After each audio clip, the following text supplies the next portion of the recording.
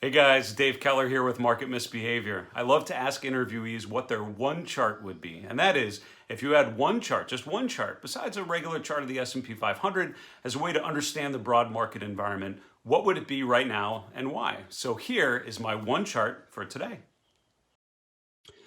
Okay, so today's chart is the XLY, the Consumer Discretionary Sector SPDR ETF. Basically, we're looking at the last about 18 months here. And what first strikes me with the chart of the XLY is if you just cover up, if you hold your hand over February to June of 2020, and you just start the trend that occurred in the first half of the chart, you ignore this sort of V bottom part and continue on. And if you just ignore that, you can see the trend is actually incredibly consistent.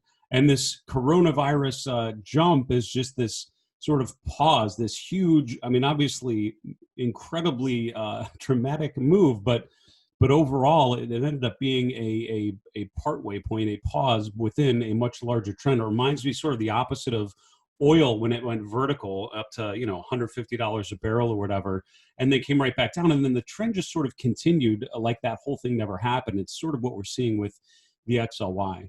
So as the S&P is sort of trying to get above and remain above its February peak, something like Consumer Discretionary broke above that in June. This is where the February and June peaks were very similar. When it finally broke above that in mid-July, it was really sort of the all clear, according to the XLY. And I think continuing higher and being able to push dramatically higher was one of the key signals of a bullish phase. Also, the relative strength was consistently strong through much of that period, really starting at the March low. Consumer discretionary has been a big outperformer. You may say that's just Amazon, but it really isn't. There are, an equal weighted version of consumer discretionary still doing just fine.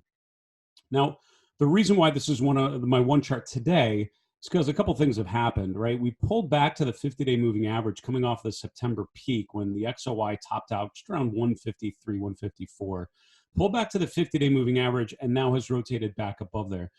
It felt like one of the significant buy signals in terms of signaling the potential, or the increased potential for further market upside, was when the XLY was able to eclipse its September high on a closing basis. And these couple days felt like, wow, this is the beginning of something much broader. What's happened in the week since then, though, is we've now rotated lower. It's been choppier, but now we're starting to pull off a little bit. And what's happening now is the more that we solidify this secondary peak just above 155 as we pull back from here, is we now have established a bearish divergence of higher highs in price, but lower peaks in RSI. So what's happened is, as the XOY has attempted to push to new market highs or new price highs for the year, if not beyond, the momentum has lessened. So there's much less momentum on the upside, much less upside pressure, buying power essentially. So what that suggests is a weakening of momentum, a weakening of internal strength, and overall, the potential for much further upside from here, meaningful upside, is limited. It's suggesting basically that there's more of a chance to back and fill because of the weaker momentum on the upside.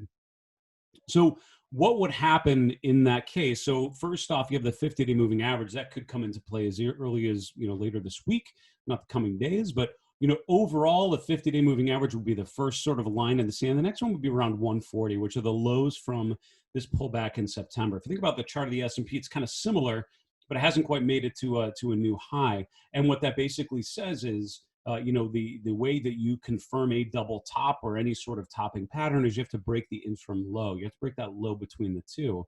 And so as long as we remain above 140 on the XLY, this is still sort of a pause of sorts within a longer term uptrend. If it starts breaking through 140, that's when you have to start to reevaluate and determine whether or not, whether it's something much deeper. The other, when would you determine that this is incorrect and that the uptrend is further on? Well, quite simply, you're able to break above 155, break to new swing highs, have the momentum divergence sort of alleviated by having the RSI go above this peak from second week in October, which would invalidate this divergence, would no longer look like a divergence. It would look like more of a pause, follow through to the upside. We saw that with plenty of things plenty of things, including this very chart. If you look back in June and mid-July, it started to feel like maybe this was a topping pattern with lower momentum as the price went to new highs. That was all invalidated in August when it broke above and went to new price and relative and momentum highs. So what's interesting, not just this chart, this one chart, I think tells a story of the overall equity market. You have the S&P that's, essentially at a lower high, and plenty of stocks in that same bucket. Apple maybe is the most obvious that comes to mind. Netflix is really more of a triple top where you have three peaks around the same level, unable to get above it. And then you have other things like the XOY that are already making new price highs. But all three of those really speak to limited upside for the markets and the potential for, at the very least, backing and filling choppy environment. At the worst, a much steeper downside. All of those beautifully have interim swing lows. And again, on the XOY, a break below 140 would change the bullish thesis to more of a bearish thesis, following through on this bearish divergence and going lower. As long as we remain above 140 overall, this is still speaking to the pause that refreshes before strength going into year end. Hope you enjoyed this one chart. Wish you very well from all of us here in Market Misbehavior. Have a good night.